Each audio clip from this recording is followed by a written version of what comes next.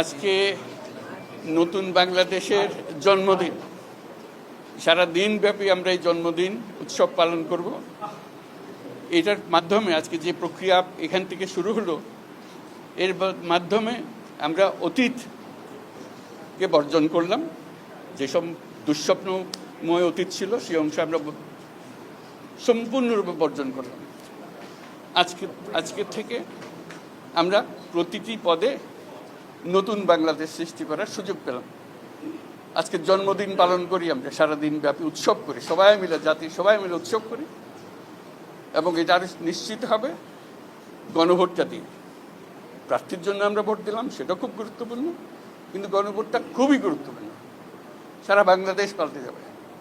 তো সবাইকে আহ্বান জানাচ্ছি গণভোটে অংশ নেবার জন্য, যাতে করে আমরা নতুন বাংলাদেশ গড়ে তুলতে পারি। খুব ভালো লাগবে। এটা আমার জীবনে মহা আনন্দের দিন এবং বাংলাদেশের সবার মনে এটা মহা আনন্দের দিন, মুক্তির দিন, আমাদের দুঃস্বপ্নের অবসান, নতুন সম্পের শুরু। সেটাই হলো আমাদের আজকের এই প্রক্রিয়া।